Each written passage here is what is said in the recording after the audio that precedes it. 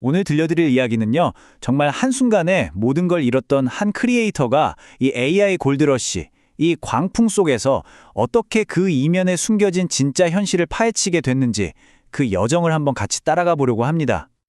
제로 베이스가 아니라 완전 마이너스였다. 이게 팬데믹으로 사업이 와르르 무너졌던 한 사업가가 자기 상황을 표현한 말입니다. 그러니까 그냥 0이 된 게 아니라 아예 빚더미에 앉았다는 거죠.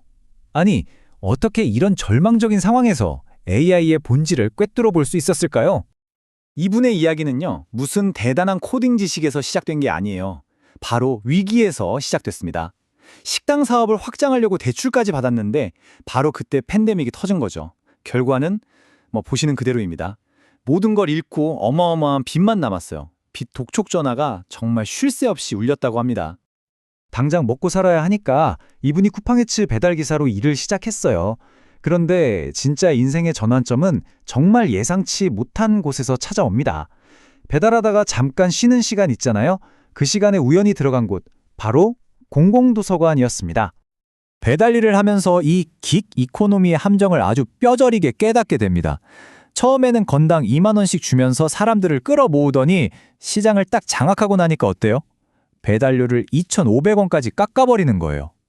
플랫폼이라는 게 다 이런 식이구나. 이걸 직접 몸으로 겪은 거죠. 근데요, 바로 이 경험이 나중에 AI 시장의 허상을 꿰뚫어보는 아주 중요한 열쇠가 됩니다. 자, 그렇게 도서관에서 내공을 쌓던 중에 드디어 챗 GPT가 터집니다.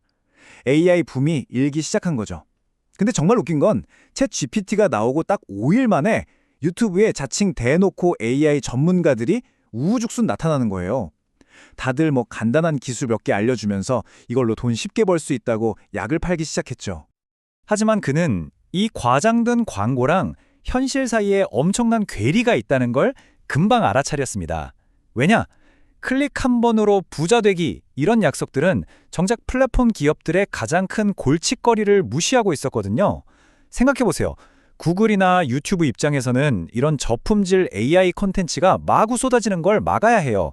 왜냐면 그 쓸모없는 데이터들을 저장하고 관리하는 데 드는 데이터 센터 비용이 정말 상상을 초월하거든요. 여기서 진짜 재밌는 포인트가 나옵니다. 바로 한국과 해외의 정보 격차예요. 한국 유튜브에서는 아직도 챗GPT한테 이렇게 질문하면 답 잘해줘요 같은 기초적인 프롬프트 기술 얘기를 하고 있을 때 미국 커뮤니티는요, 이미 차원이 달랐습니다.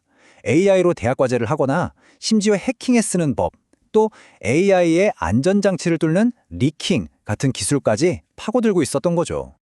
이런 걸 보면서 그는 이건 껍데기구나 깨닫게 된 겁니다. 벼락부자의 환상에서 벗어나서 진짜 AI 혁명은 진짜 돈이 되는 그 가치는 도대체 어디서 나오고 있는 건지 근본적인 질문을 던지기 시작합니다. 그가 찾아낸 답은 과연 뭐였을까요? 그가 주목한 건 바로 이 생성형 AI 시장의 빅5입니다. 이 5거인들이 지금 치열하게 군비 경쟁을 벌이고 있는 거죠. 저마다 필살기가 다 달라요. 오픈 AI의 챗 GPT는 사람처럼 공감하는 대화가 특기고요. 구글의 제미나이는 유튜브 같은 자기네 데이터를 싹 긁어 모아서 맥락을 기가 막히게 파악하죠. 또 엔트로픽의 클로드는 글쓰기나 코딩에 강하고 이런 식으로 각자 다른 전략으로 세게 맞붙고 있는 겁니다. 그런데 그가 내린 결론은 이겁니다. 진짜 미래는 무슨 번쩍이는 새로운 앱에서 나오는 게 아니라는 거예요. 핵심은 바로 통합. AI가 우리가 이미 매일같이 쓰고 있는 바로 그 플랫폼 안으로 어떻게 스며들고 있느냐, 이게 진짜 중요한 포인트라는 거죠. 가장 대표적인 예시가 바로 구글 워크스페이스입니다. 조용한 침공이라고 할 수 있죠. 우리가 쓰는 구글 문서, 스프레드시트, 설문지, 이 모든 것들 안에 제미나이가 싹 다 들어가고 있잖아요. 바로 여기서 우리가 매일 하는 업무 방식이 근본적으로 바뀌는 진짜 혁명이 일어날 거라는 겁니다. 이 그림을 보면 빅테크 기업들의 진짜 전략이 한눈에 보이죠. 아예 새로운 앱을 만들어서 사용자들을 처음부터 모으는 게 훨씬 어렵잖아요. 그러니까 그냥 이미 수십억 명이 쓰고 있는 오피스 프로그램에다가 AI를 그냥 꽂아버리는 겁니다. 이것보다 더 똑똑하고 무서운 전략이 있을까요? 하지만 이런 편리한 통합에는 우리가 모르는 위험이 숨어 있습니다. 빅테크 기업들은 이미 우리의 온라인 데이터로 우리에 대한 거의 모든 걸 파악했어요.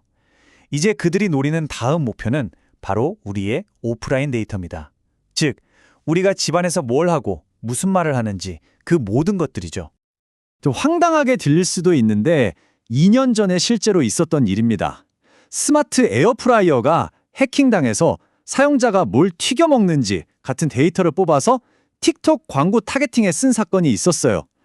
아니, 에어프라이어까지 해킹해서 데이터를 빼갈 줄 누가 알았겠어요. 자, 그럼 여기서 질문 하나 드릴게요.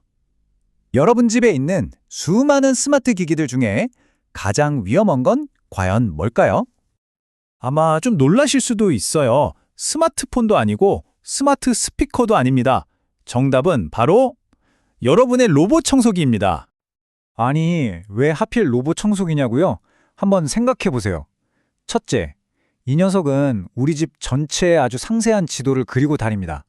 둘째, 우리가 언제 집에 있고 언제 집을 비우는지, 어떤 방을 자주 쓰는지 우리의 생활 패턴을 훤히 꿰뚫고 있죠. 근데 만약 이게 해킹당하면 어떻게 될까요? 이 모든 정보가 도둑들 손에 넘어갈 수도 있다는 겁니다. 정말 끔찍하죠? 그렇다고 해서 기술 쓰지 맙시다 이런 얘기를 하려는 건 절대 아닙니다. 그가 강조하는 핵심은 이게 아니에요. 기술을 두려워할 게 아니라 우리가 똑똑한 소비자가 되어서 기업들에게 더 강력한 보안, 더 철저한 개인정보 보호를 요구해야 한다는 겁니다. 한때 실패한 사업가였지만 이제는 냉철한 시각을 갖춘 AI 현실주의자가 된 그의 여정. 그 끝에서 우리에게 이런 마지막 질문을 던집니다. AI가 이렇게 조용히 우리 삶 곳곳으로 스며들고 있는 지금, 우리는 과연 이 모든 변화에 제대로 대비하고 있는 걸까요?